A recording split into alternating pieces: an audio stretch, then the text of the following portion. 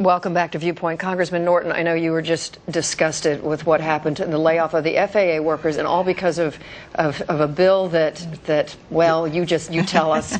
That did not get extended. That did not get extended. I'm sure looking this morning in this region are some of the FAA workers who were doing their job. Many of them were, for example, at Dulles Airport, which is constructing one of the biggest airport construction jobs in the country. Many of them were FAA workers in your control towers. We have had some difficulty, only a few issues, in getting an agreement between House and Senate versions. What the Congress always does is to hold the American people harmless. We always give an extension. There was a bill on the floor about a week ago for a short-term extension. The Republicans inserted into the bill a small but very controversial cut that they knew would not pass the Senate. The Senate warned them, don't send it over, we don't do extensions that way. They did it anyway. The result was an immediate layoff of 90,000 airport construction workers in the United States, 4,000 FAA workers, a quarter of them in this very region, for no reason at all. We've been talking about unemployment. Unemployment is when there's not enough money to pay the workers. Not only was there enough money to pay the workers, but the workers were on the job, and Congress refused to extend the bill. Can you reverse it? Can it be saved? Well, I had a press conference with a number of other members just this week, so that people would know we're working, but we can't even get negotiations going on this matter.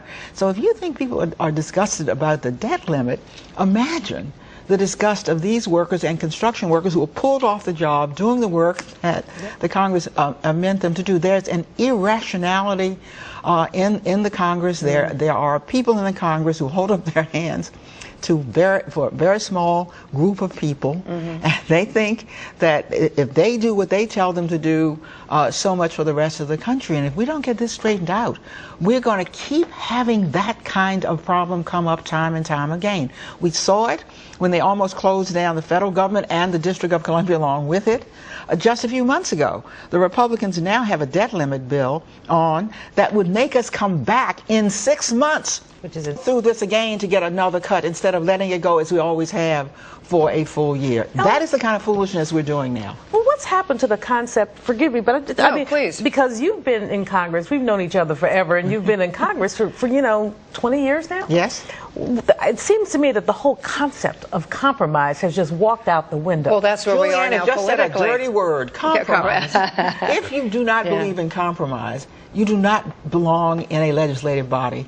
There is no legislative body that will give you everything you want. Else I'd have voting rights and a whole lot else. You know? But there seems to be just paralysis up there. I mean, it really feels like, from observers looking on, that there's just nothing getting done. I mean, well, the worst part of it is it's a kind of paralysis where people are going through a lot of motions where they know what the end will be.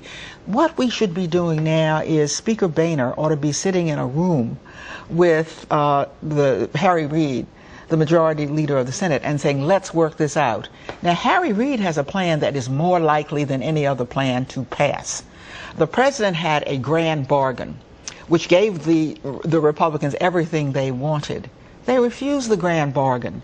They have lost credibility with the American people, who now, even Republicans say, compromise.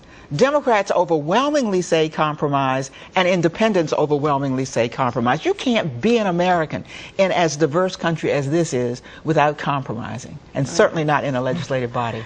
It's an amazing situation. Well, and it seems like we're not going to economically get anywhere unless it starts up there. I mean, can anything go forward without, I mean, I just feel like we're just dead in the water.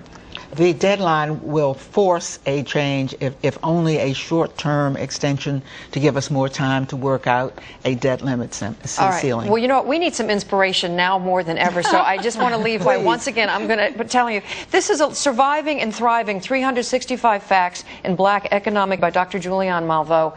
I love this book because you can just pick it up, open it up, and it really is just a wonderful, it's a real surprise at how inspiring and these people have been throughout, the African Americans have been throughout history. Like you said, they've always been able to do, what was the Maya Angelou? No way, yeah. And still we rise. And still we rise. I love it. So check out her book right here again, which is now out there, and you can just read it once a day if you want. Just open it up and get some inspiration for the day. The idea.